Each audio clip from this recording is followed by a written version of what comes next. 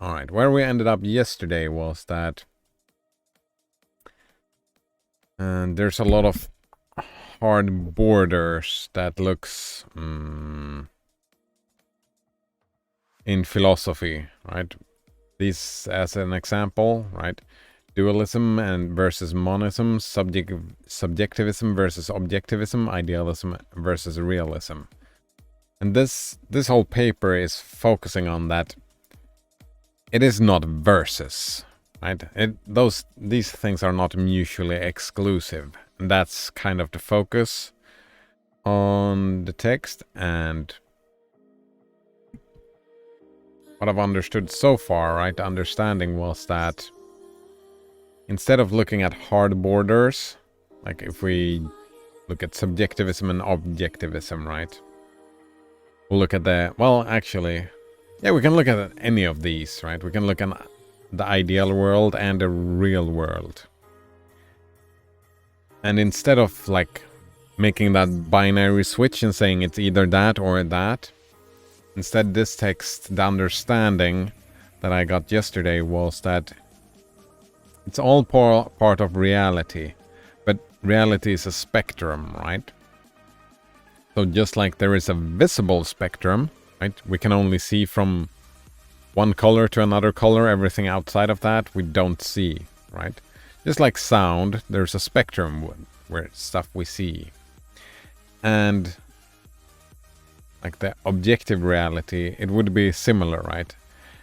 The stuff that are outside of us are too far outside, and being part of the objective reality is not directly part of our experience. That is a border, and then there's another border on the other side of our experience, and on the other side is what we call the subconscious. So what we call the real world, the objective world out there, is on that side, and the subconscious is on that side, kinda. But they're all part of reality, right? That's my understanding so far of the text. Right. And that's where we ended off, yeah. If there's anything else, this beyond or behind a wall which the self cannot surmount. Yeah, exactly. The self are these borders, this spectrum of experience. The other stuff outside of these we can never really know. Right? I will never know how it feels to be squirrel, yeah. What is the experience like being a squirrel? I will never know that, right? Because that is outside of myself. Alright. Self, by itself, can never be sure what its representations and manifestations are of. Yeah, exactly, that's skepticism, right? That everything you see is created and represented by yourself. And kind of that's where physics is going, right? If we're talking about quantum physics, right? They say that most of all this matter that we see is 9.99999% empty space, and the rest of it is just energy, right? So matter as we experience it, they kind of claim it's not like that at all. And so that's a sure, I'm behind that statement indeed. Blasphemous. Would you like us to identify you as a squirrel? No. Not really. I mean, I suppose I did like climbing trees as a kid. I did really like climbing trees as a kid. But, I mean, I prefer being a human, yeah.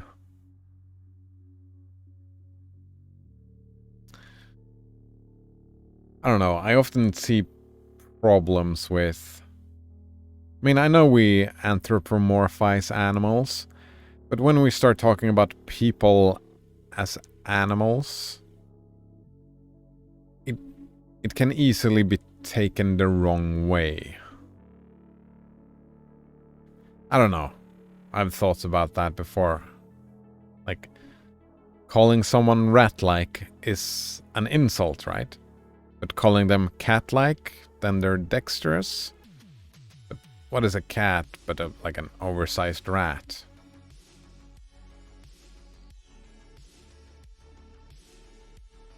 Well, it's not the same. But they have similarities, right? If you've seen a...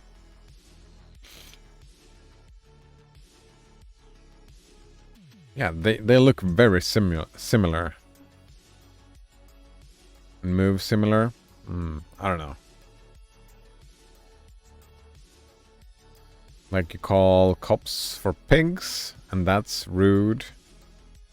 You call someone a cow, that's rude. I don't know. We're humans, and it's like...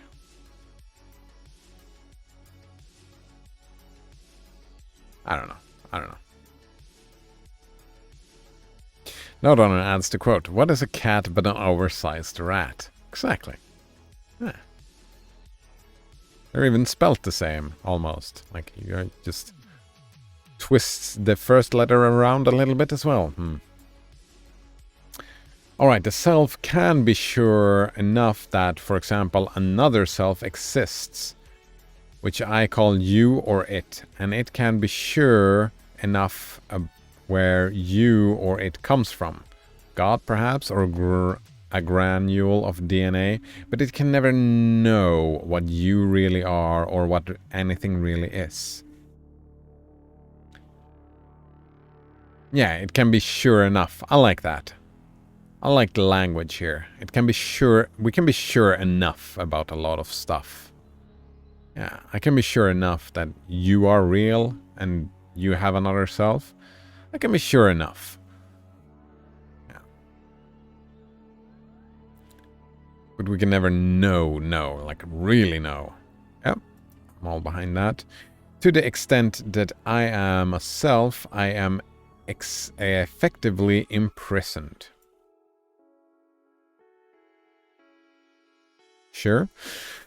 Even though you are obviously somehow a self like me, even though the carpet is still obviously somehow a thing like me, you and it are still only actually... Wait.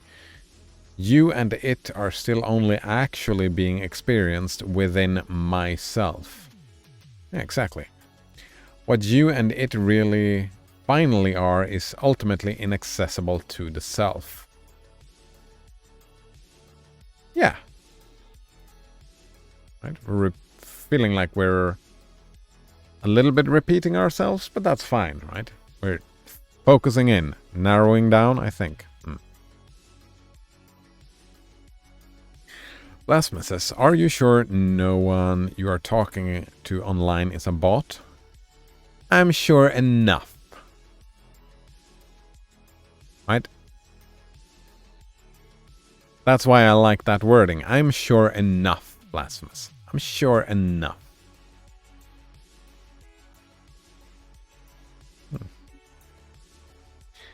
I mean, if you were a bot, I think that, I mean, it doesn't really change pragmatically for me, right? Let's say, I'm sure enough that you're a person, but if you're a bot, then you're a fairly sophisticated bot, right?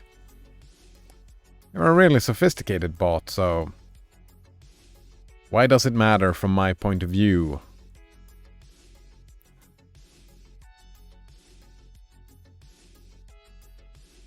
It's like the thing with the philosophical zombie, right?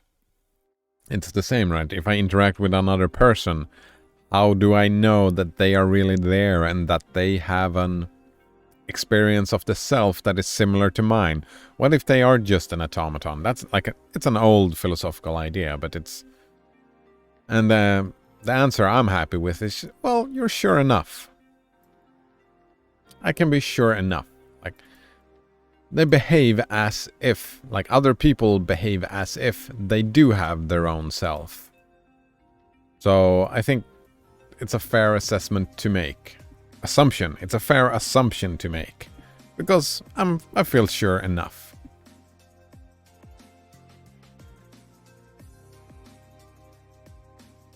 Blasphemous says, would you be happy if a bot was talking to you?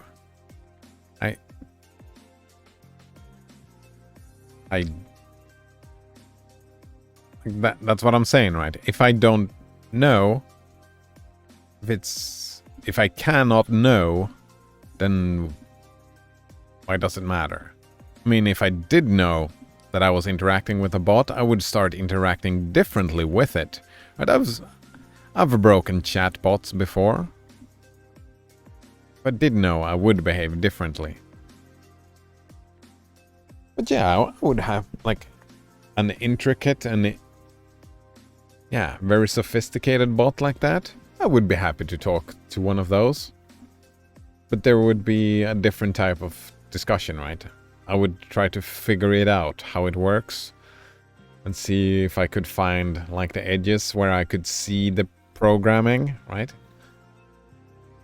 That I would be curious, and sure, I would be happy doing that.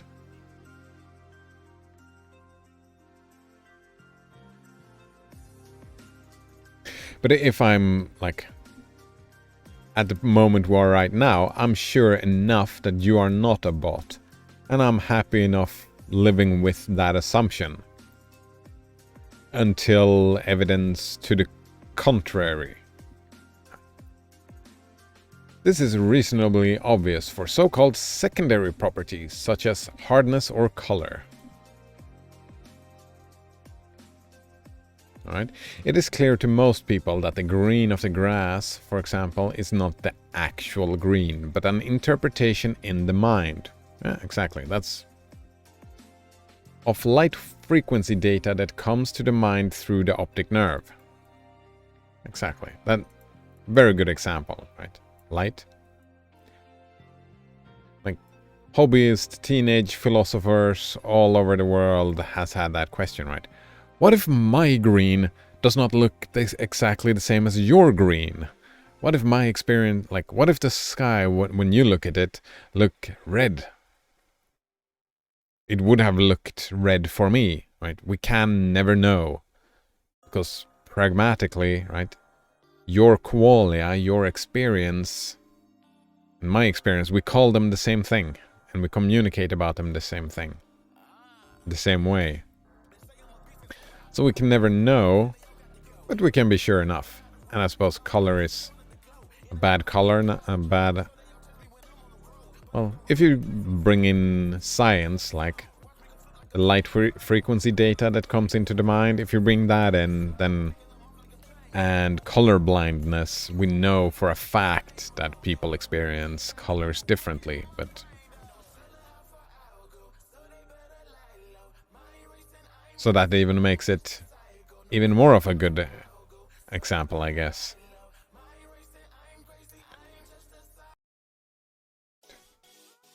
We do not see light frequencies. We see or self-experiences color.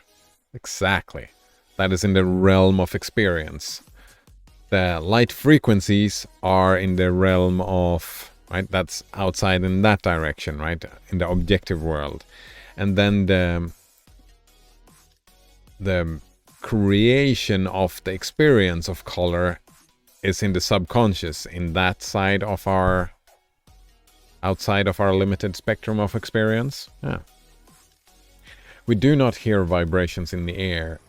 We hear or self-experiences sound. Frequencies and vibrations exist independently of mind, but there is no such thing as an unheard sound or an unseen color, because sounds and colors are functions of the mind.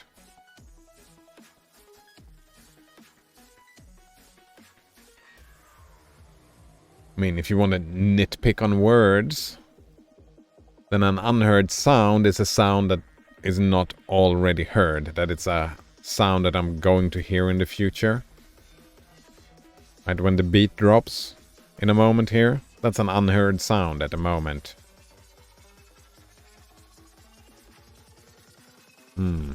But then it won't be anymore. Yeah, look at that. Now it's not unheard anymore.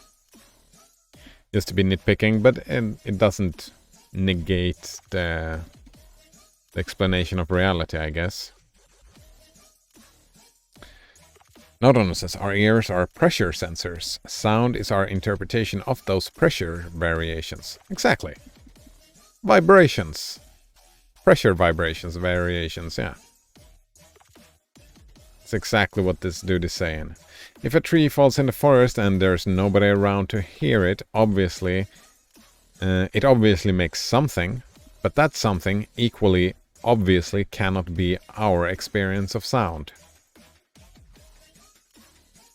Well, it's a little bit rude using the word obviously here, but yeah.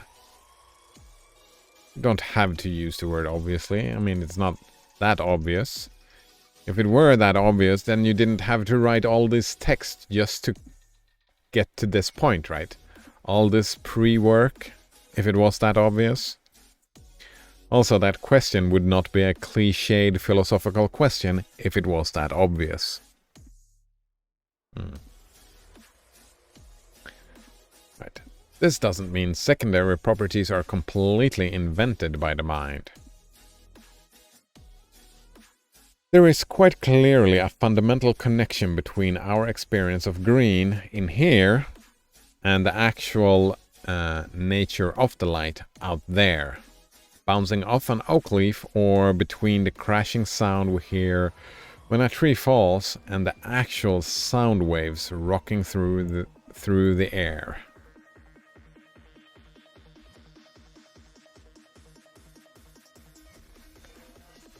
Yeah. Fundamental connection. Right. Something happened that you perceived. And there is a connection because you perceived it. I'm gonna miss you when you go.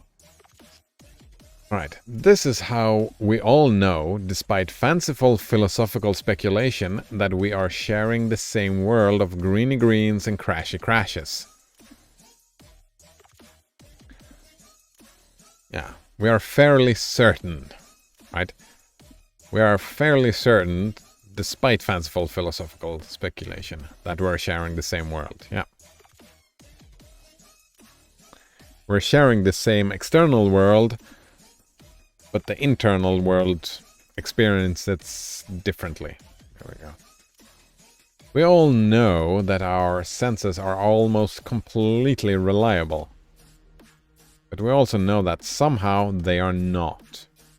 Yeah, that there is a personal aspect to sensory experience.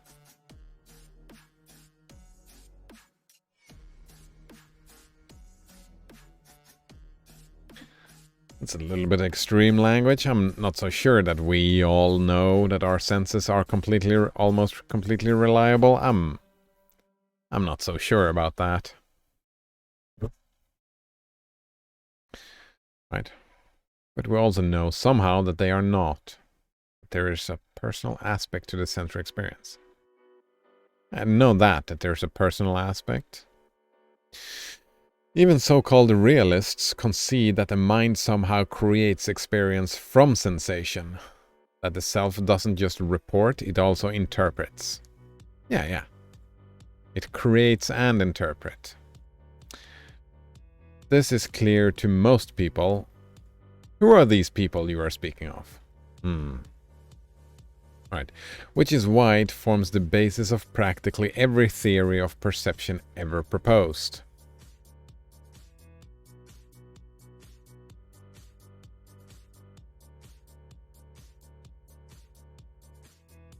Alright, I think these everyone are every philosophical theory rather than every person. That is why they say, like, even the so-called realists. Blasphemous says they. Exactly, they. Who are these they? Who are these most people? I don't know about that. And also, even if it was clear to most people, right? even if I concede and say, well, yeah, it is clear to most people, that is still not an argument, is it? Just because most people do a thing, I don't know.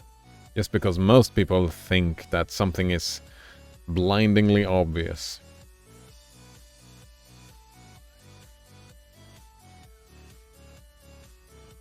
Alright.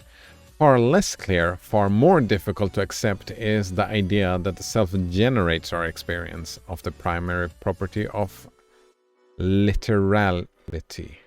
Alright. Here we get to somewhere interesting. Far less clear and far more difficult to accept is the idea that the self generates our experience of the primary property of literality. Alright.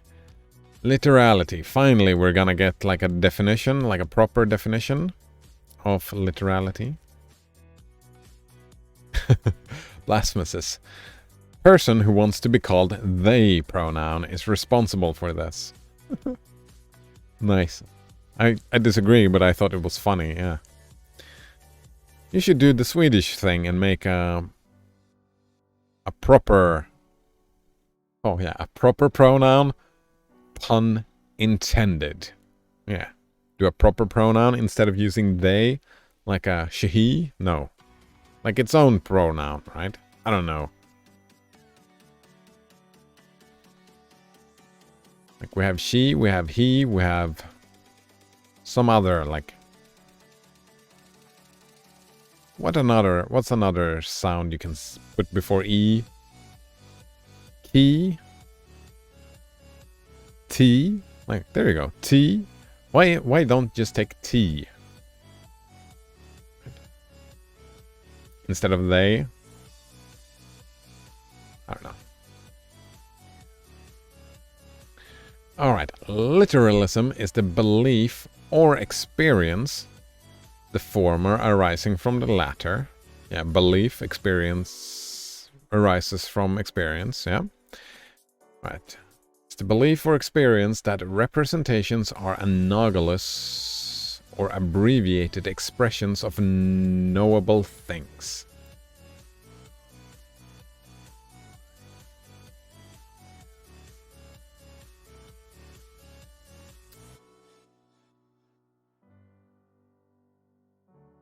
Alright, so that is literalism then, is that you think that your experience is literally what happened. That would be another way to put this. I literally drank some water.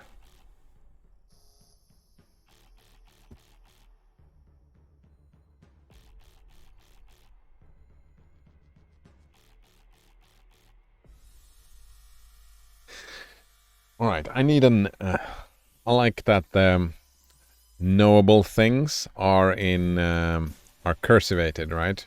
Because now we touch on epistemology, right? You need an epistemological definition here if I want you to take your word. Like if the text wants me to agree to this, I need... What do you mean about knowable things? Because I tend towards the pragmatic, right?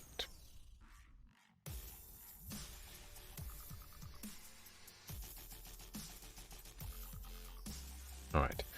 For the literalist, the conceptual tree, the idea, word, or symbol that represents tree, and the physical tree, that big, beautiful brown and green thing over there, are fundamentally the same as the actual tree, as the tree in itself. I wonder, are there actually literalists? I haven't, like... This kind of feels like... I made up a literalist, like the text just made up what a literalist is, and then just say that the literalist is dumb. And that's kinda... That's like... the America saying that the terrorist is evil, right? Make up what the terrorist is and then just say it's evil. It's... yeah, sure. It feels like a straw man. Straw man against a non-existing philosophy. That's what this feels like, yeah. Have you ever noticed someone that says that my experience of the tree and the tree itself are the exact same thing? My experience of water is water. It feels like such a weird thing to say.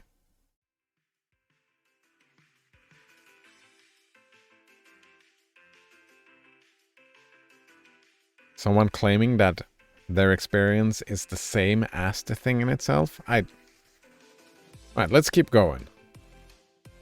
Right. Literalist definitions can be flexible and literalist logic can be fuzzy. But all forms of literalist thought and expression are completely or essentially knowable. Describable as an idea or thinkable in symbolic thought or graspable as an emotion, and founded on the assumption and it only ever can be an assumption that reality is also the same way knowable.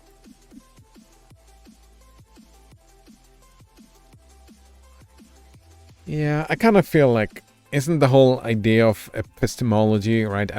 Like the whole field of epistemology is just tackling this very problem, right? What is knowledge? Why should we say something is knowable?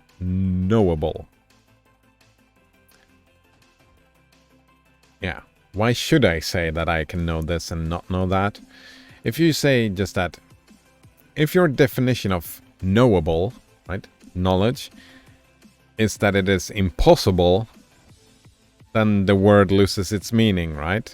That's the pragmatist in me that comes in and says, right, if nothing is knowable, then there is no point in the word knowable. So therefore, you draw up some limits.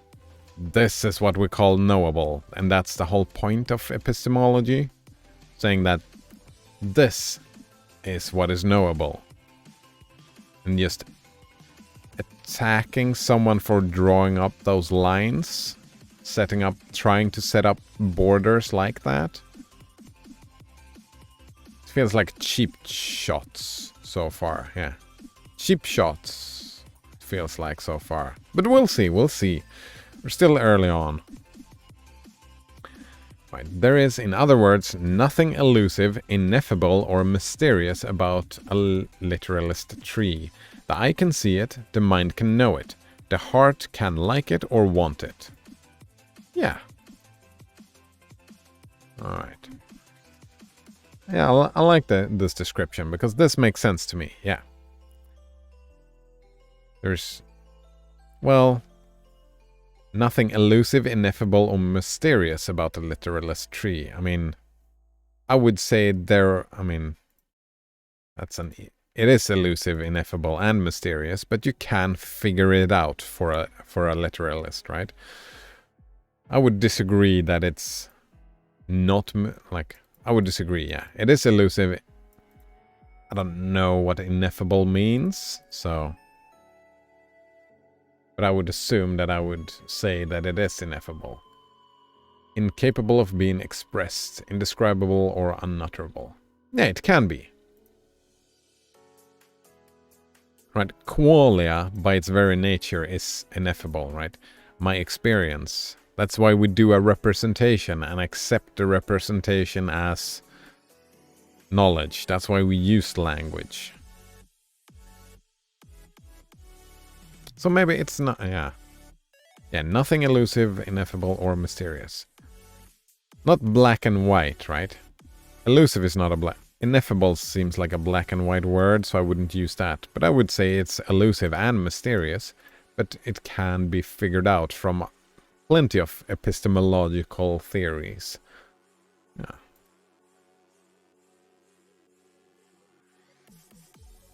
Right.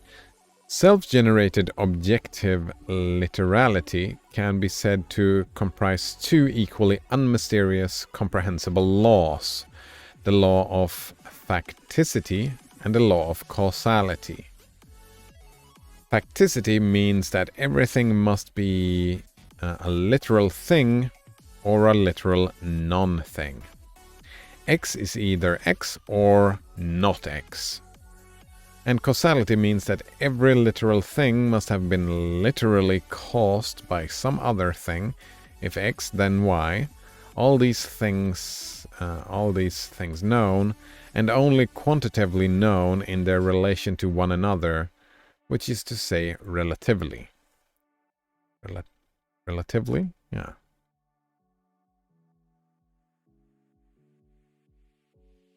Yeah, from an agreed upon standpoint, right?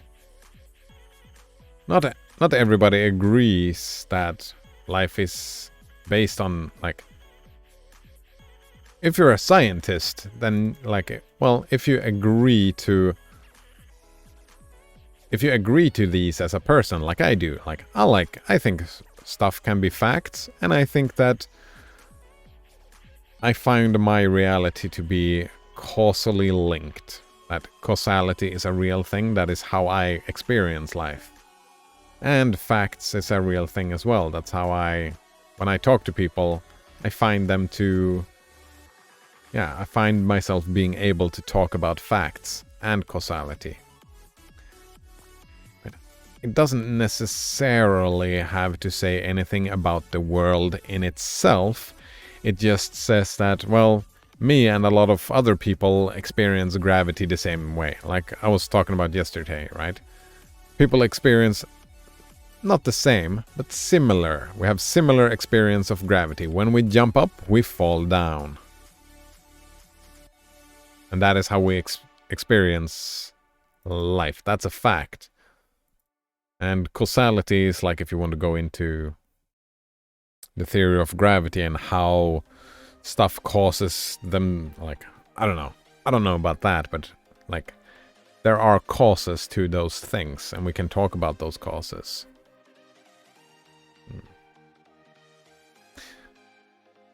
Alright, so that means that I'm not a literalist. Alright, the literalist would say that this person made up a literalist that would say that everything has literally been caused by some other thing. If X, then Y.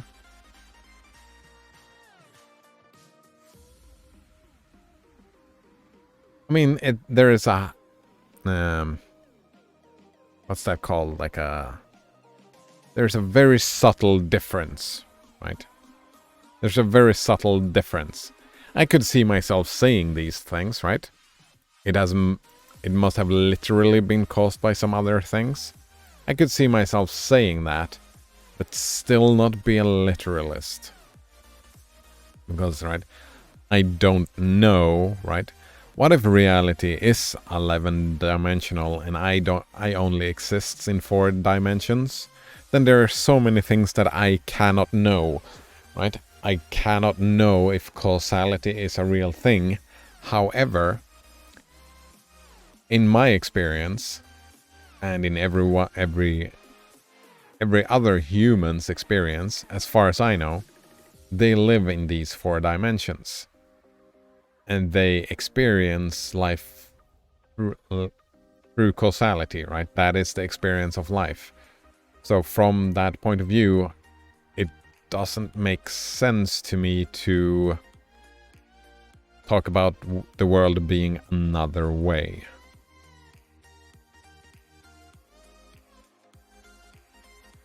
Right?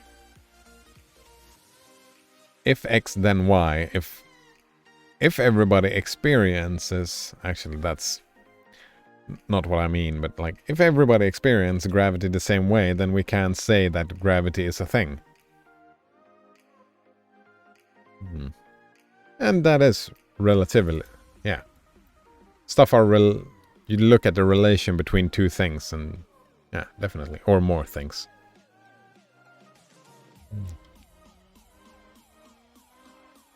Alright, the text continues. The whole ordinary world, what the self calls the real world, is a massive collection of caused facts existing within and related to each other by the self. Yeah. Self, in other words, generates space and time. Sure, yeah. As with secondary properties of sound and color, the fact that this experience is generated doesn't mean that it's invented. That there isn't something literally space-time out there. That the tree in my mind that my mind thinks of and the tree my mind sees are illusions, or that factual and causal relations are a battery of ad hoc assumptions and arbitrary inventions, or that mathematics and logics are entirely subjective, or that the word literally is literally meaningless. Wow. That is a sentence. That is one sentence. All right. Let's go one more time. All right. As with secondary properties of sound and color, the fact that this experience is generated doesn't mean that it's invented. Yeah, sure. That there isn't something literally space-timey out there.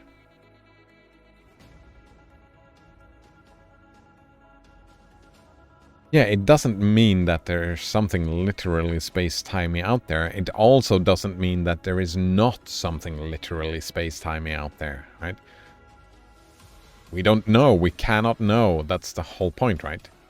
You cannot know, so therefore you have to make an assumption. Well, you don't have to make an assumption, but you do make an assumption. You don't have to make an assumption, but you do.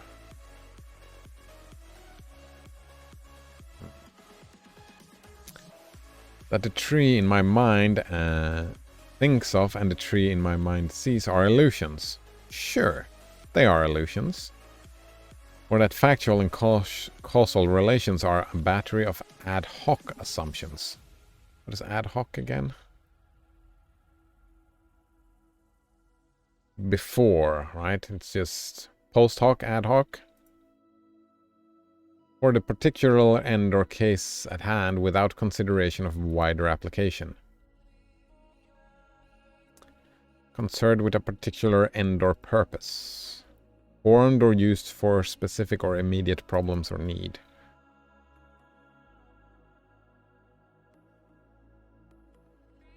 Yeah. Ad hoc assumptions. Those are assumptions and arbitrary inventions. Yeah, you make them up in a specific situation. Yeah.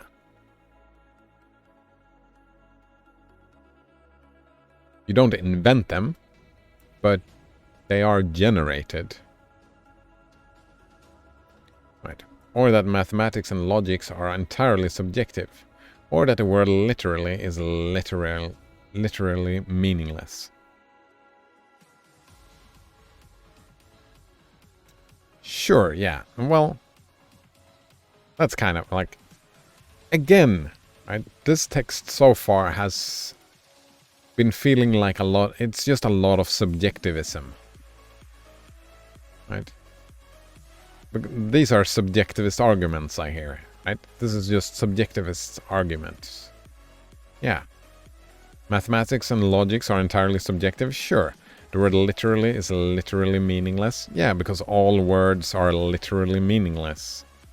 Because the words don't contain a meaning. They only gain their meaning through the person using them and reading them or whatever. The meaning exists within the self, not within the word.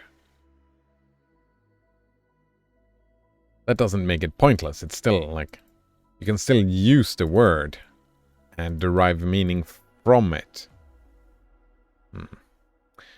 Let's see. Only an abstract philosopher or postmodern artist or complete madman could seriously believe that an unperceived tree or planet or pharaoh does not exist at all, or that language and logic are literally meaningless, or that there is no difference between dreams and waking reality.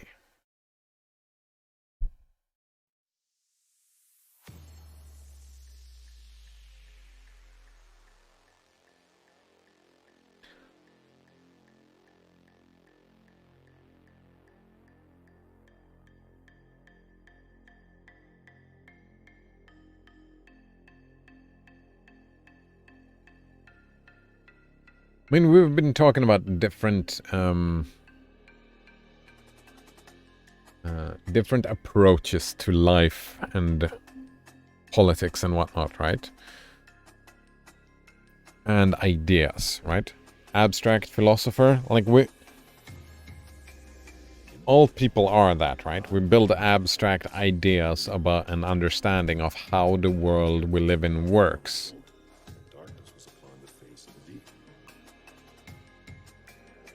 Then there is the actual person living in the world. That person is not beholden to those abstract ideas. Yeah, you don't have to be a complete madman to seriously believe these things.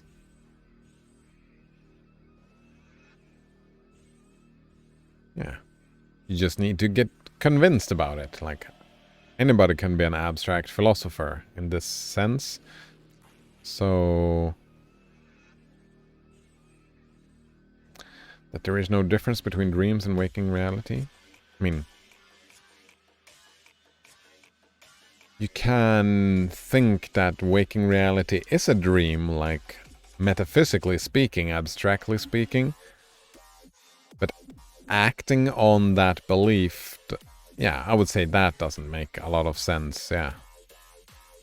Because in your real life, there is essential differences in your experience. In my experience. That doesn't, like, my immediate experience, however, does not exclude me from possibly making these claims, like metaphysical claims. I won't make the metaphysical claims, but I can see it being a possibility without... I don't know. I felt this was a rude little bit. It was an attack on people's personality rather than an actual philosophical argument. Right.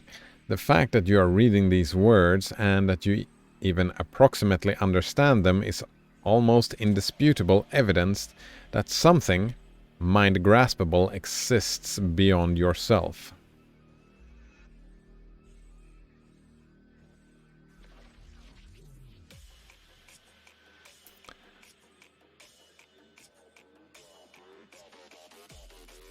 I am not so sure. Yeah, I don't... It depends on the definitions here, I would say.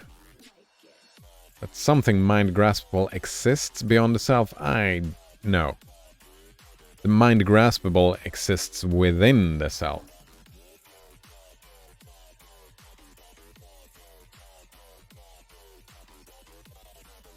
I don't know about that. This feels very circular, right?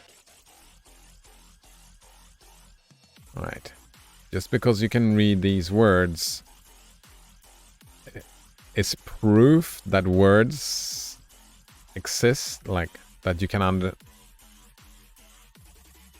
Oh, beyond yourself.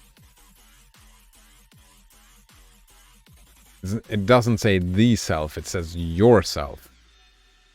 Does that mean that another person can grasp, right? There exists words in yourself and in myself. So mind graspability exists. If that I can get behind. Yeah, the fact that I am reading these words, That means that the words, right, they are mind graspable to the person writing the words and to the person reading the words, right? There is some overlap. That exists, like the words existed before I read them. I did not create the words, I did not invent the words, but I did generate. They were generated inside me, even though they were written earlier. Right. If the operative word is yourself, then I can get behind that, yeah.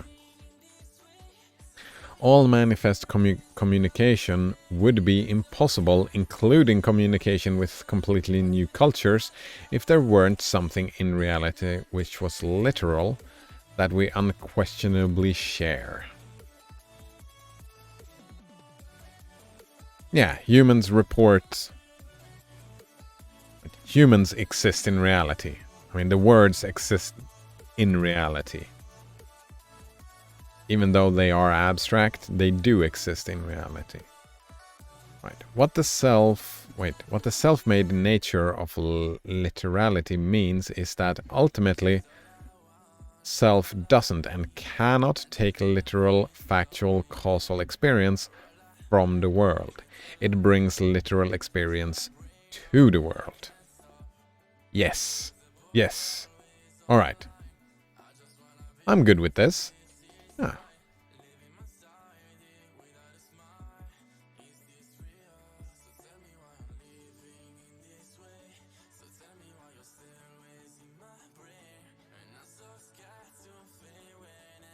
Yeah, you are the one that, like, scientists makes science.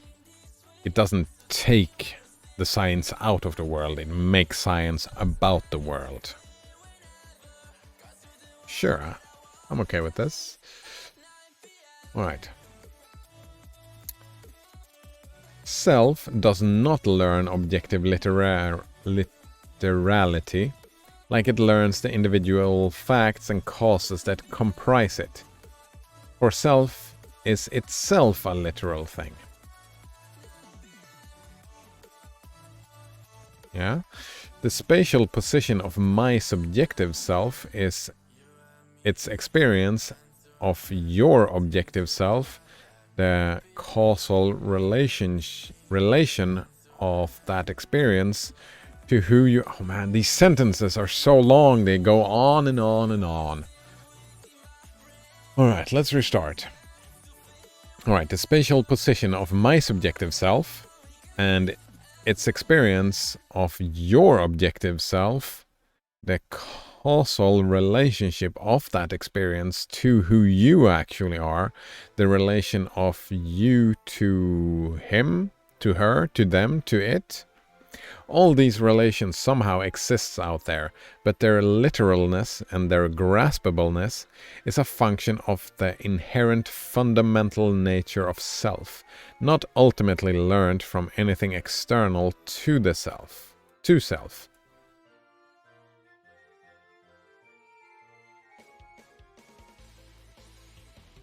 This sounds like subjectivism again, and I would probably make a small change to this. But no, the text actually said that earlier. Obviously, that's what the text said, but there is a connection between the external thing in itself. There is a connection between the external thing and the self, right? So it's not learned from anything external to the self, but it is learned by observing the external thing. Which again, subtle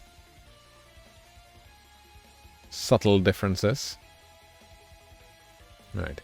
It is clearly the case that the self can be said to somehow learn facticity and causality.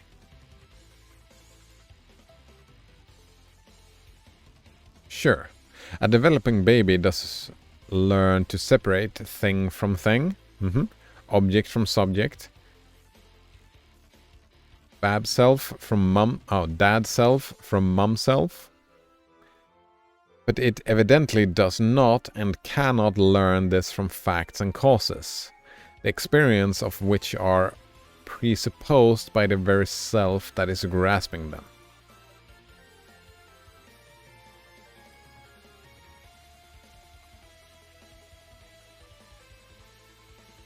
Sure. How can self learn facticity from and causality from experience of the world, when facticity and causality are the essential prerequisites for that experience? Right. Now I didn't follow along. How can the self learn facticity and causality from experience of the world?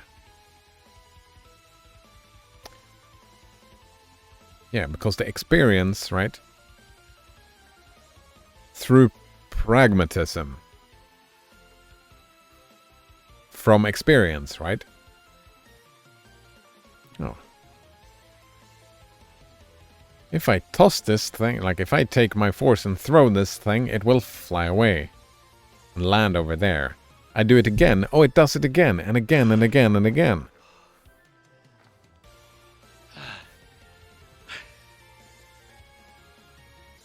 I'm gonna miss you when you go. Right. But then the text says, when facticity and causality are the essential prerequisite for that experience. I didn't get that. How is causality an essential prerequisite for experience?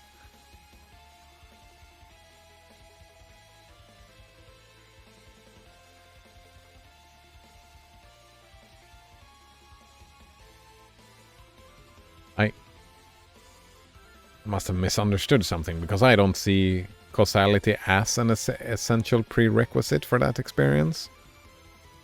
Like, the experience is, and then you can learn a pattern, and that pattern you might name that causality, but causality itself is not a prerequisite. How can you learn that objects are separate from each other in space without first being able to separate objects from one another? How can you learn that objects are separate from each other in space without first being able to separate objects? Isn't that... Don't those two things come hand in hand? But if you manage to separate thing from thing, then you learn that objects are separated. It feels like they are linked together, not one happening before the other. How can we ever be sure that perception and conception provide us with an accurate picture of the world without relying on perception and conception?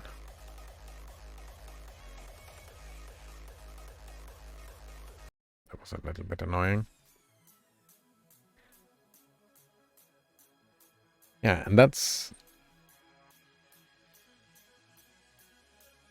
It is accurate.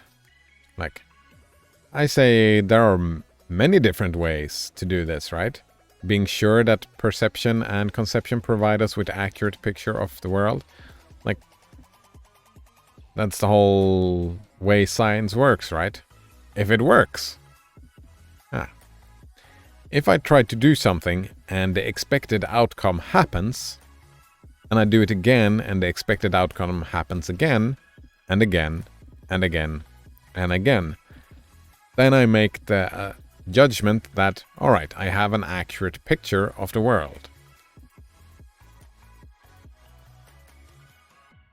That is how we do things. That are the basic assumptions of building a worldview, no? And you are relying on perception and conception, yeah. What else should you rely on?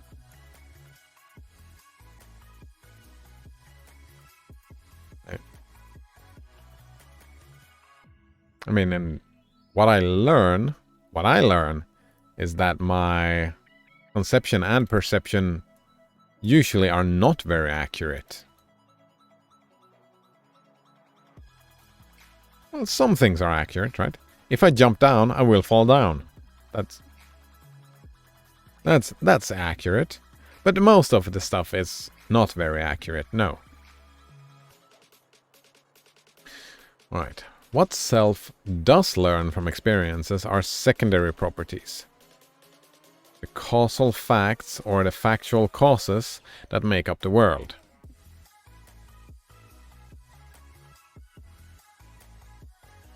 Sure, secondary properties. I'm okay with saying it that way, sure. Because these are acquired, they can be lost by self or in case of impaired selves. Not acquired at all. Yeah, sure. You can be born blind to light and color, but you cannot be born blind to time and space. How do you know? How do you know? How do you know that someone cannot be born blind to time and space? You cannot make that statement. We don't know of anyone being born blind to time and space. Isn't the whole idea of like in sci-fi and stuff like that there might be like 5-dimensional beings? They would be blind to time and space. Oh, that's an interesting movie. I want to rewatch that movie. It's about aliens landing and communicating with humanity. Oh, it was a lot of focus on linguistics, that movie. Oh, I want to rewatch that. I don't remember the name of it, but the whole point of their thing was that they were blind to time. Because they didn't experience time the way we did experience time. So, saying that you can be born to blind to light and color, I mean, we know that for a fact that can happen. But there's only saying that you cannot be born blind to time and space, that's just speculation. Also, bad speculation from my point of view, right? Like, I have no idea. I have no idea if you can be born blind to time and space.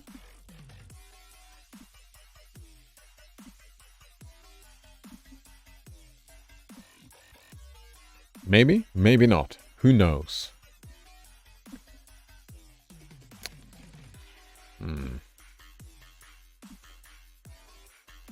Alright, likewise, secondary properties can be experimentally thought away. Self can imagine an object without position, color, form, substance, and state. But as... Oh! Here's the first actual reference. But as Immanuel Kant pointed out, it can never think away the primary properties of facticity and causality.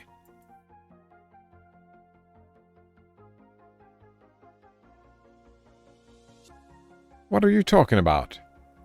People have done that before. I don't remember that. I'm curious about that reference. I've heard people deny causality. Like, people talk about free will all the time. They cannot deny causality then from... Yeah, it's been experimentally thought away.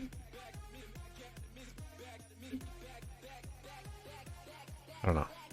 It can neither perceive nor conceive of a factless, causeless object because it is born with this understanding, hardwired into perception and conception. Isn't like that literally what the religious people do? They think of as God, like monotheistic, right? Monotheistic religious people, they say that God is causeless, God is the price mover and does not have a cause.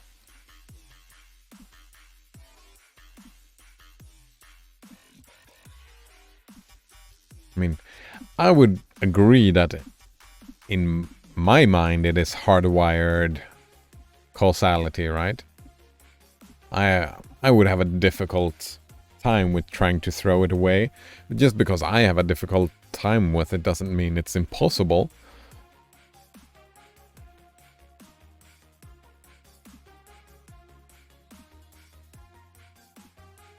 I guess time is hardwired into human life. Yeah, time. Time only moves in one direction. In our experience, right? Just like gravity only, it's hardwired into our experience that we can only experience gravity in one way. So is that a hardwire into the experience, or is it hardwire into like all of the universe? Right? And it makes sense to live as if it is hardwire into the all of the universe, because that type of perception makes sense. Just because when you work with stuff outside of yourself, it kind of makes sense that this stuff will work like this. And think about the thing, right? We're thinking about the thing. Just for... It's useful to think that way.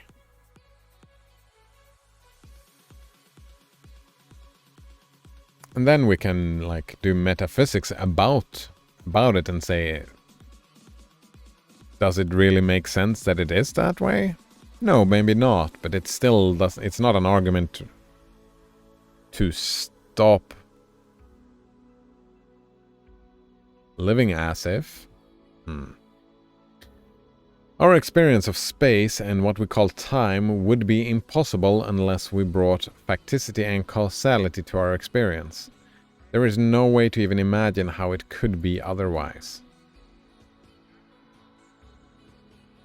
I mean, this feels like a mistake that I don't remember. There was one of the other texts that I was frustrated with.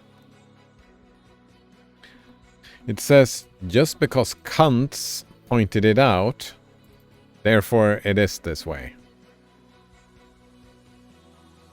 But it doesn't present the argumentation, right? Just Immanuel Kant pointed something out, and therefore that's the way it is. And in my mind, it's like, that's from Kant's methodology, right? If you take another methodology, it's super easy to imagine it being another way. It's invalidating different ways to think, right? You have to think like this, and when you think like this, facticity and causality becomes real. And it's like, you're not allowed to think in other ways? I don't know.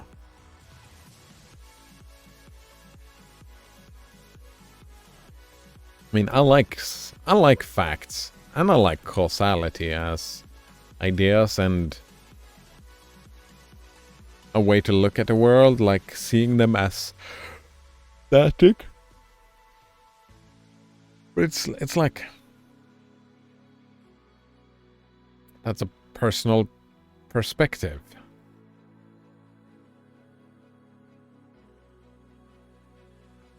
I don't know. I think I missed something. I think I misunderstood something about these bits. Maybe? Since I don't know the specific argument that this is pointing towards. But it feels like it kind of doesn't matter. Whatever the argument is. I don't know.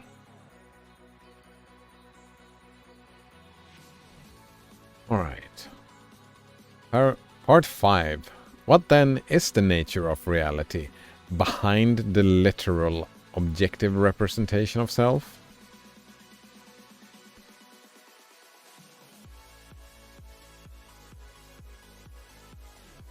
What, that is to say, is the nature of the thing in itself. Self alone only has two options. Either it can concede that the self cannot experience the thing in itself, or deny that it exists at all. In which case, anything goes.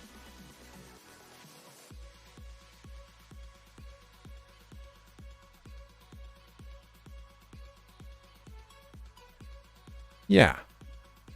Right? Is that the only two options? Alright. Concede that the thing in itself cannot... Right. The self cannot experience the thing in itself.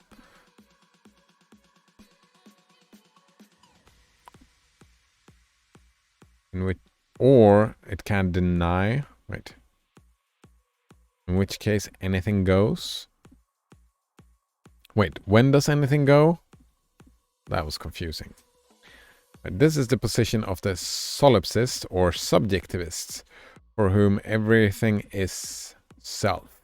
The other option is to assume that although the thing in itself, the universe, is beyond me, is fundamentally unreachable, is still essentially the entirely literal.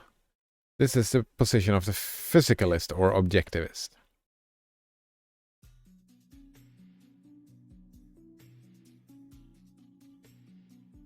Yeah, I mean...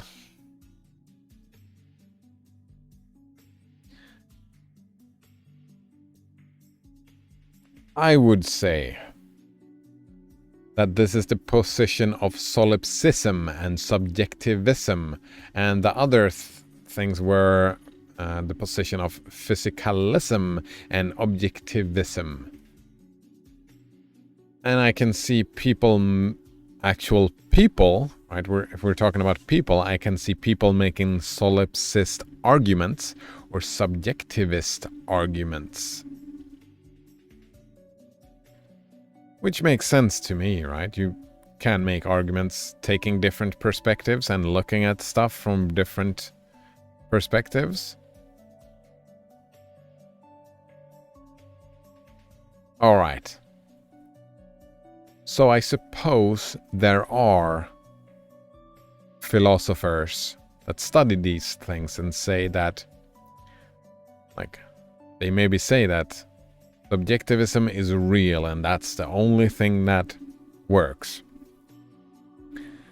And this text is arguing against that, which is, I suppose, worthwhile for those people, but I think I've never met a literalist like that. To be fair, I haven't talked to a lot of people, so they probably exist. I don't know in how grand a numbers. Makes me curious what the point of the text is, because this kind of feel like... Yeah, sure, yeah. If you think this is... I mean, if you take this hard stance binary view, black and white view of the world, that's a mistake. It doesn't matter which thing, black and white view you take, it's a mistake. I'm all for that. Well, not even, well, from my point of view, it's a mistake. I would say, yeah, it is stagnant. Static. No room for improvement. I don't know. I don't know. Maybe it's fine. I would have to, like... I think that this text is not the best source for deciding what a solipsist or subjectivist or physicalist or objectivist would say to these things. Yeah, because this is a critique of those things. I would want to see someone who's actually one of these things, an actual literalist, defend themselves. Because if... Yeah, I would want to see an actual literalist, if there is such a thing, defend themselves.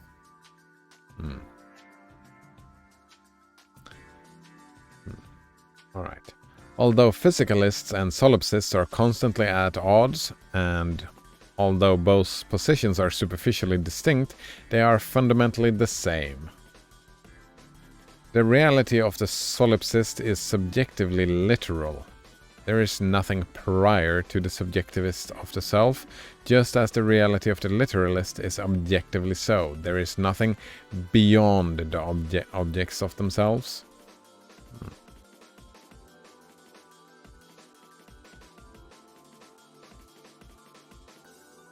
Blasphemous cider, the literalist. Oh wait, this is not what we mean by that. Wait. Oh, in this text. I thought literalism was something different, yeah. Yeah, I'm the semanticist. Probably is the word for what I am. Semanticist. Yeah.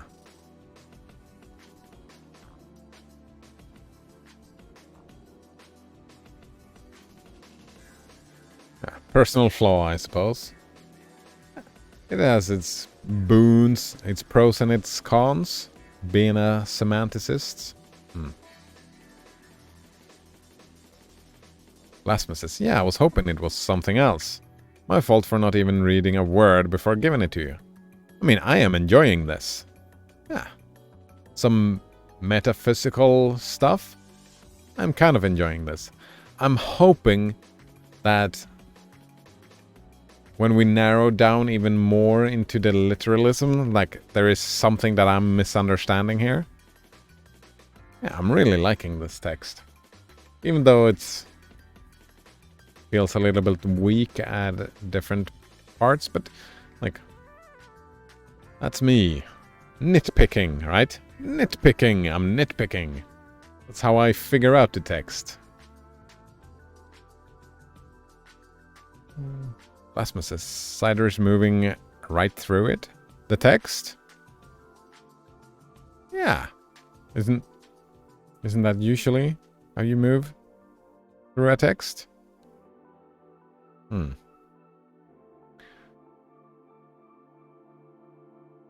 Alright. There's nothing prior.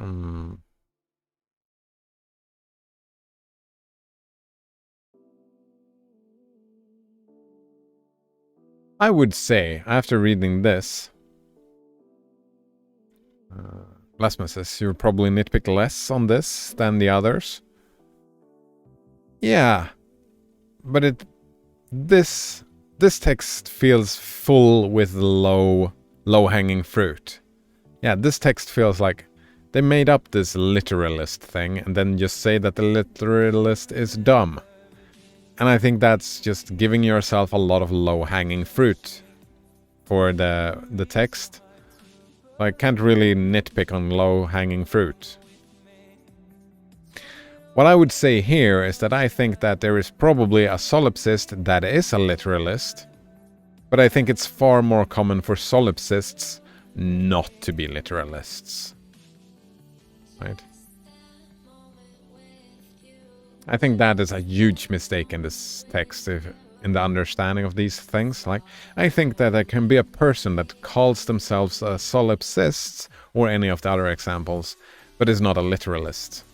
Because the literalists, like, as it paints the literalist, it is kinda dumb, right?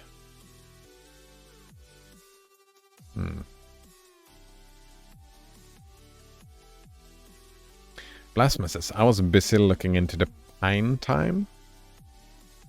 Is that a magazine for the Pine phone?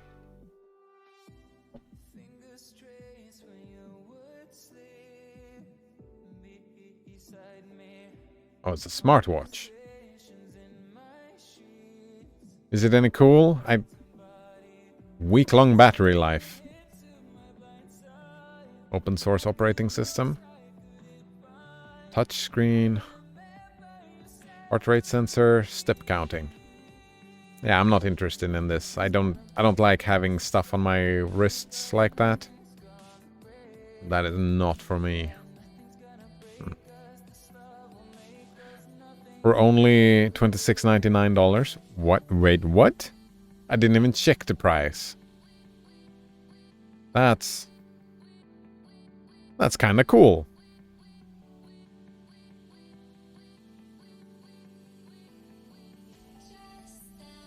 And cheap.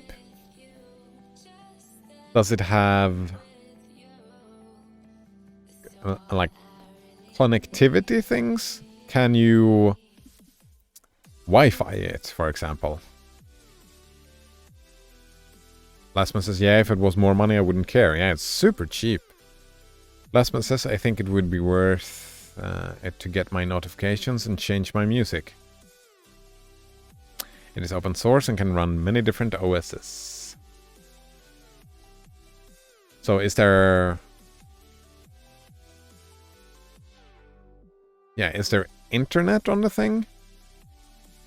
Wireless. Yeah, is there some sort of wireless on it? Because wireless, that could be an interesting thing to have. But I would still not have it? No. Well, I mean, I could. Since it's so cheap, I could just have it and put it on the wall as a controller for something. I think it connects via Bluetooth, right? I suppose you might as well, if you want to have something like that. If you don't want it on your wrist, though, you could just get... What's it called? The Arduino or the other one. The small computer. Because that's pretty much the same price, isn't it? And I'm assuming that thing is more powerful. Not the Arduino, but the other one. Raspberry Pi. There we go. I think you can also use it on Linux. Wait, I think you can also use it on Linux. You mean you can use Linux on it? Oh, I was just assuming that it was running Linux. But it's not going to be very powerful then, is it? Not very powerful, yeah.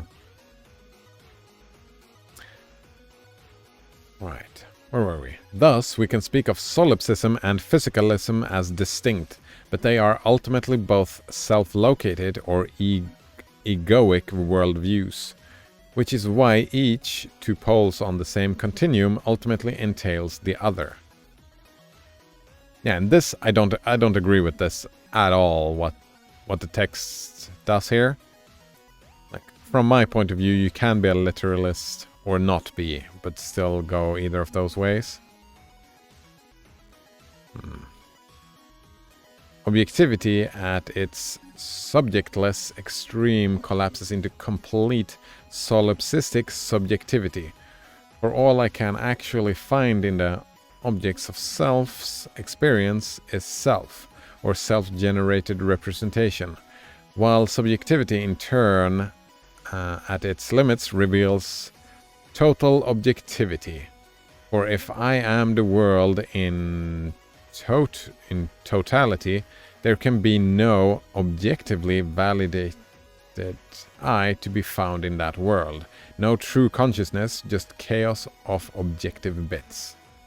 Oh, that was a long sentence.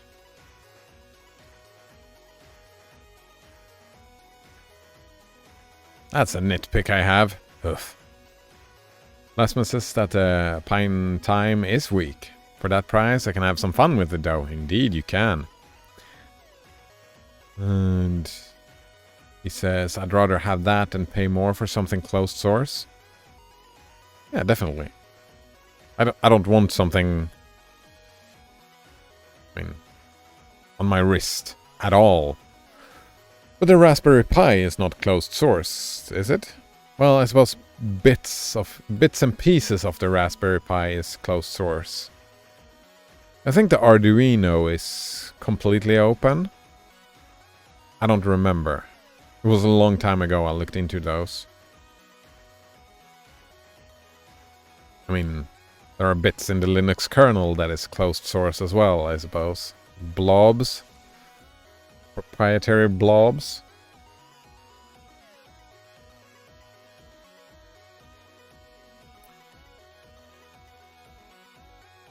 Right, well, subjectivity in turn... Well, here we go. If everything exists or created by the mind, by the self, then this... Is the text just doing my argument? If everything is subjective, then nothing is subjective. If everything is objective, then nothing is objective. That's not an argument about reality, though. That's a linguistic argument. Yeah, this is a linguistic... That's my favorite argument. That's a linguistic argument. Yeah, and that's why it feels like a straw man, right? Because this text just decides that subjectivism draws the line, like, no, a subjectivist draws the line where subjectivism draws its line. And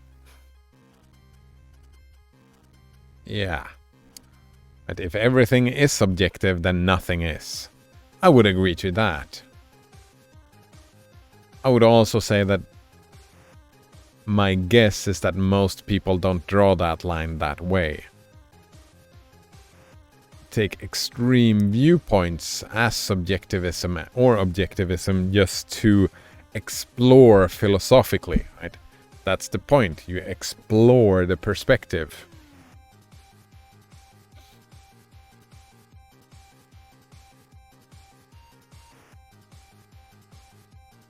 Yeah, no true consciousness, just chaos of objective bits. I don't even know about that, if we end up in that. I mean, in an objective world, one could argue that all the objects in the world have consciousness. Like, I've heard that argument before, the primacy of consciousness. So I would even say that a certain type of realism, there we go, that's the word I'm looking for. A certain type of realism could say that there is true consciousness that is inherent in the objects. I don't know. Blasphemous says, there is an OS called Wasp OS. It is written in Python. Sounds interesting. I've not looked into it yet, but if I could add my own applications with Python, that would be fun. Python is fun. It's like... it's a powerful tool. You can do a lot of stuff easily with Python. Which has its pros and its cons, yeah. Right. Egoism. Solipsistic / physicalist literalism began at some point towards the end of the Paleolithic era with what we can call idealism and dualism, the semi-literal and semi-solipsist idea that reality for the idealist literally is, or for the dualist is somehow caused or magically animated by mind or soul or God. This was confusing. The normal word for idealism or dualism today is superstition, or in its most extreme form, religion.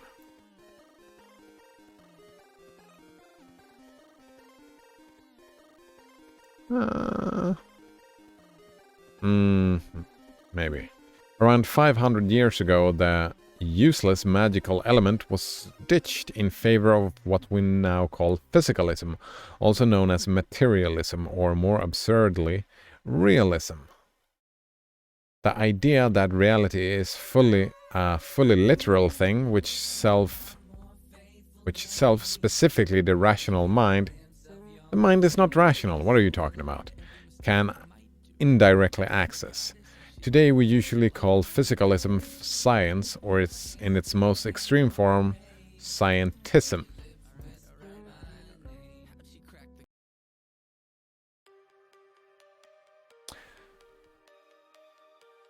Alright, actually this is a good point for the text. The text points out where it is arguing now. In the context where it is arguing. I am thinking in modern philosophy, right? I don't even know, right? These 500 years ago, Right? Just like this person is talking about extreme literalism, right, and just looking at it black and white, people 500 years ago were looking at idealism or realism or materialism, right? And they wrote it down in extreme black and white terms, just like this person. This text is writing stuff down in extreme black and white terms. I don't know if people actually thought in those terms. I kind of want to say just no, because people are the same nowadays, like what they were 500 years ago. It's just there is more knowledge. What do you mean, armed? Armed with what? Bad breath, colourful language, feather Deep duster. breaths. What do you think?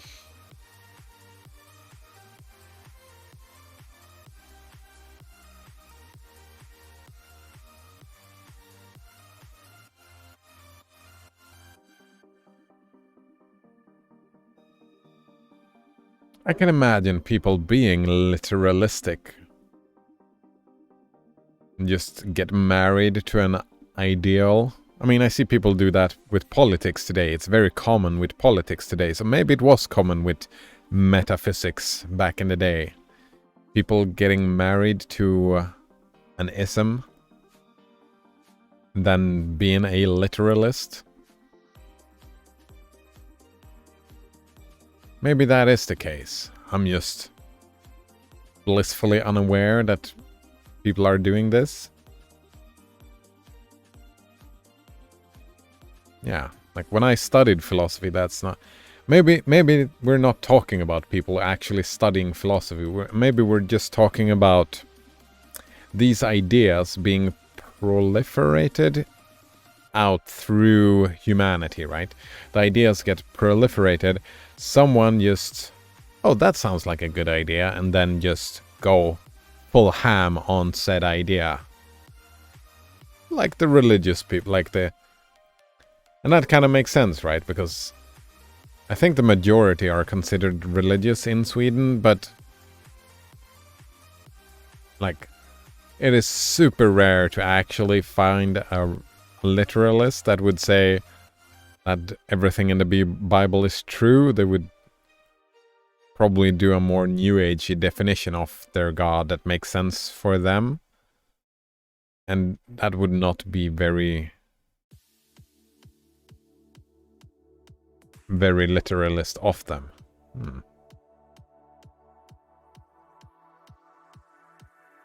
Blasphemous says, I-dualism. Nice. I-dualism. Nice.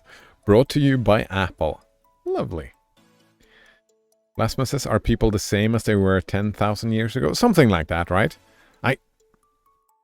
I've heard that we're the same pretty much as 10,000 years ago. I don't know about that, but 500 years, I'm pretty sure we're the same. I mean, I haven't studied these things, so those are assumptions from my part. Oh. What is this? Edition CNN.com, FDA. Oh. Ugh, gross. Alright, FDA adds a warning to COVID-19 vaccines about the risk of heart inflammation. This was a while ago, yeah. That's a while ago, right? Wait, no. Right. I remember about the clotting thing. Blasphemous 10,000 years ago is considered pre-agriculture? I don't think so. Isn't that way older? What's the key development in the rise of sedimentary human civilization? The history of agriculture began thousands of years ago, after gathering wild grains, beginning at least 100. Oh, no. Alright. I would have guessed longer ago. Yeah. Pig, sheep, and cattle were domesticated over 10,000 years ago. So, yeah, about 10, 15.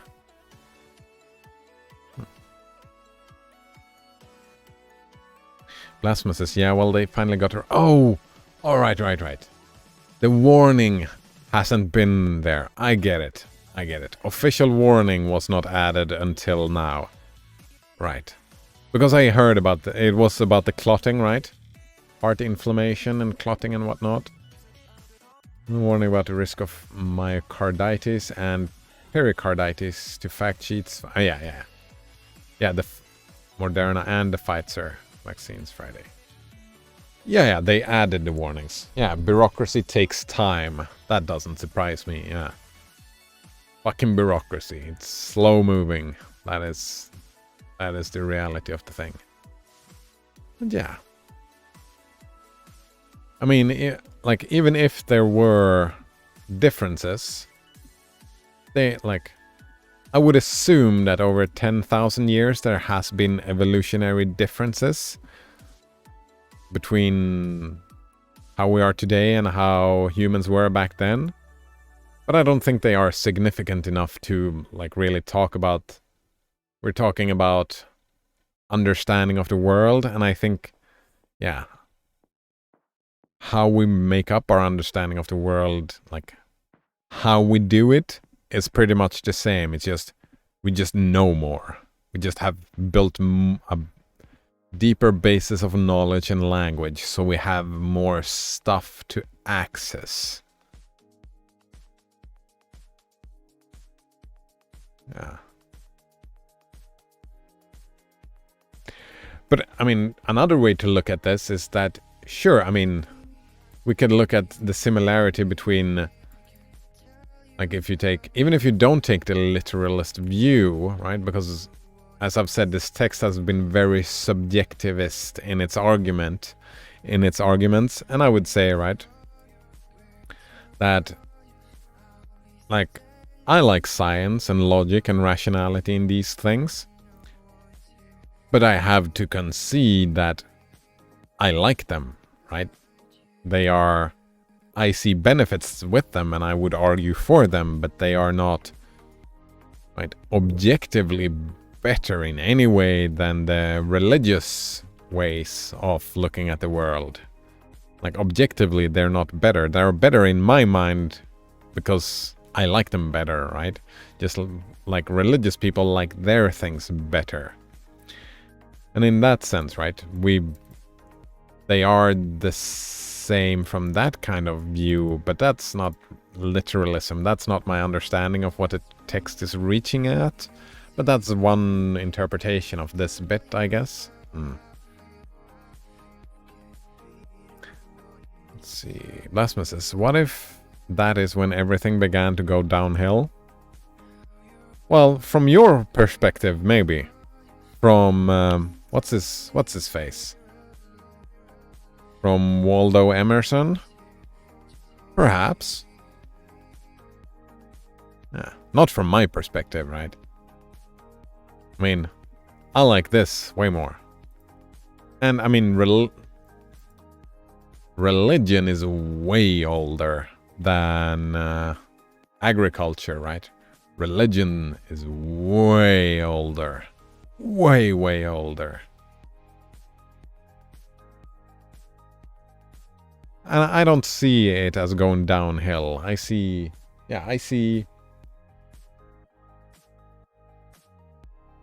progression generally, the general trend moving in a direction that I like.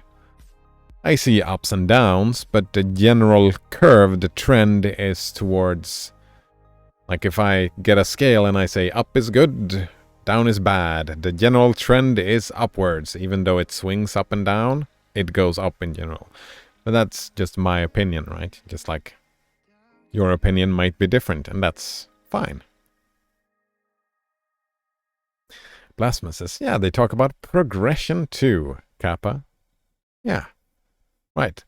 Science and engineering progress. Right? It builds upon the other and builds and builds and builds. Right? We talk about a curve that moves upwards.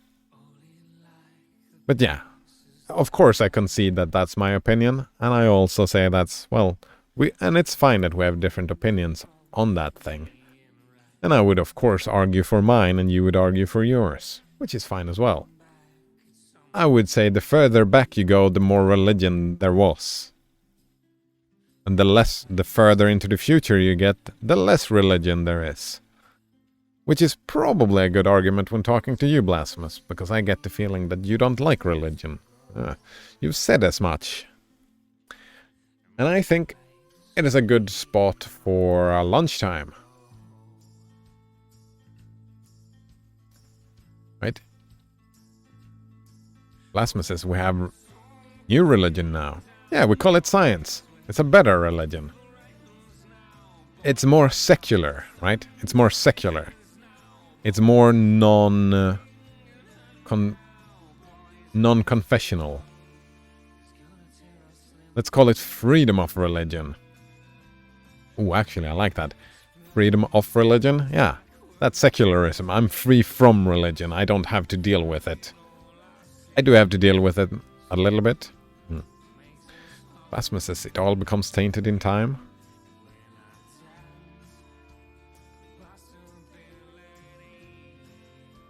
I mean, then it all is tainted to begin with. It was tainted all from the start. Tainted by subjectivism. Well, what do you mean when you say tainted?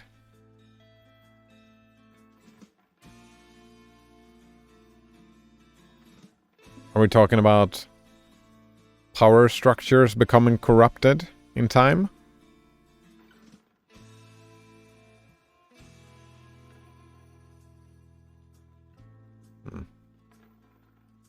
Last one says, why does Cider's browser look more purple today? Did that change anything?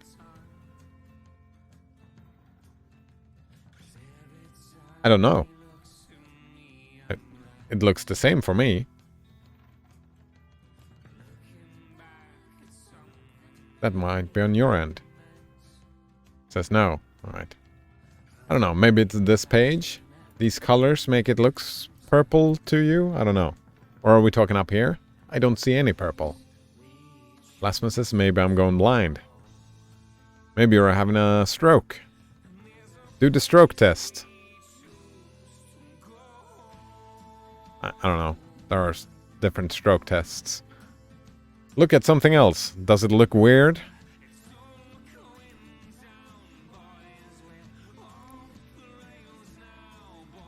I don't know. I can't really help you from here. Yeah, look at other stuff. Do they look weird? If the world looks weird, everything else looks okay, then you're fine. Then you're fine. Yeah. Because then it's not you, right? It might be on your end, it might be on my end. I don't think it's a big problem. I think we're fine, yeah. Might look different tomorrow. Who knows? Alright, but that is lunchtime. I am still really enjoying this text, even though, yeah. Low-hanging fruit. That's what I got from it today. Low-hanging fruit. Creating an enemy and then attacking said enemy. Which might just be my ignorance of this. Well, enemy is a strong word, but might just be my ignorance. Who knows? Alright, thanks for hanging out. Have a continued good day and evening. And see you next time. Cheers. Blasphemous says, create fake enemy sounds like social media. It does indeed. It's a good rhetorical trick. It's a good propaganda trick, create a fake enemy. Or, actually, it doesn't even have to be fake. Just create an enemy and define it however you like. Right? Because if no one identify as being that type of person, then no one will be there to defend themselves. Yeah. That's one type of straw manning. Alright, cheers.